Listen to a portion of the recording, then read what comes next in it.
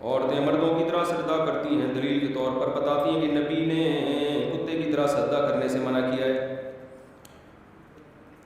دیکھو اجماع جو ہے نا، اجماع امت، یہ خبر واحد سے بڑی دلیل ہے۔ اس پر میں کئی بار بیان کر چکا ہوں، بار بار چاروں ائمہ کا اس پر اتفاق ہے کہ عورت سمٹ کے نماز پڑھے گی۔ اور یہ جو حدیث ہے جس میں پاؤں بچھا کے یا ہاتھ بچھا کے نماز پڑھنے پاؤں نہیں، ہاتھ بچھا کے نماز پڑھنے سے منع کی، یہ مردوں کے ساتھ خاص ہے، کیونکہ مردوں کے لیے ہاتھ زمین پہ بچھا کے نماز پڑھنا سستی کی علامت ہے، اور نماز سستی کا مظہر نہیں ہے، جبکہ عورت کے لیے سمٹنا یہ حیا اور پردے کی علامت ہے۔ اجماع امت، اور بھی بہت ساری حدیثیں ہیں جن میں حدیث میں کچھ ہے، اجماع امت اس کے خلاف ہے۔ امام بخاری نے حدیث نقل کی ہے تابعیہ سے کہ وہ مردوں کی طرح نماز پڑھتی تھیں۔ کس کی طرح نماز پڑھتی تھیں؟ مردوں کی طرح۔ ایک روایت امام بخاری کو ملی ہے خیر القرون میں، اس کا مطلب باقی ساری عورتیں کیسے پڑھتی تھیں؟ تابعین اور صحابہ کے دور میں عورتوں کی طرح پڑھتی تھیں۔ ایک خاتون نظر آئی امام بخاری کو، امام بخاری نے ان سے روایت نقل کر دی، وہ کس طرح پڑھتی تھیں؟ آدمیوں کی طرح۔ یہ خود بخاری کی حدیث بہت بڑی دلیل ہے کہ ایک تھی تو امام بخاری نے تذکرہ کر دیا، باقی ساری کیسے سجدہ کرتی تھی؟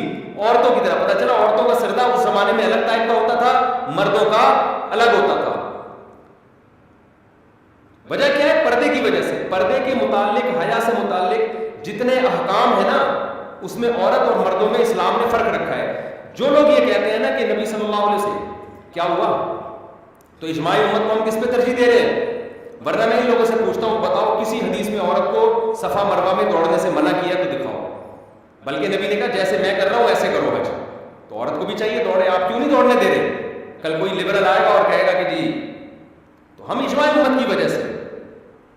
تو اسی طرح عورت آہستہ لبیک کہے گی، زور سے لبیک کہ منع ہونے پر کوئی دلیل ہمارے پاس نہیں ہے۔ حدیث میں آتا ہے جیسے حج میں کر رہا ہوں ایسے کرو، تو نبی نے زور سے لبیک کہا، تو اس حدیث کا تقاضا عورت بھی کیا کرے گی؟ زور سے۔ لیکن ہم کیا کہتے ہیں؟ اجماع امت۔ آپ اگر 100-150 سال پہلے جاؤ تو بر صغیر میں جتنے اہل حدیث کے فتوے نظر آئیں گے، اہل حدیث بھی ان کا فتویٰ بھی یہی تھا کہ عورت سمٹ کے نماز پڑھے۔ یہ فتویٰ شیخ بن باز کے بعد چینج ہوا ہے۔ سعودی عرب میں جو شیخ بن باز رحمۃ اللہ علیہ تھے، انہوں نے بہت سے مسائل میں پوری امت سے اختلاف کیا ہے۔ وہ چونکہ مفتی اعظم تھے، ان کے اختلاف کی وجہ سے پھر یہاں سلفیوں میں آیا، اور سلفیوں سے آہستہ آہستہ اہل حدیثوں میں آیا۔ ورنہ آپ قدیم جتنی کتابیں اٹھا کے دیکھو گے، تواتر سے جو امت کا عمل چلا آ رہا ہے وہ سب کیا ہے؟ سمٹ کے نماز پڑھنے کا۔ سمجھتے ہو کہ نہیں سمجھتے؟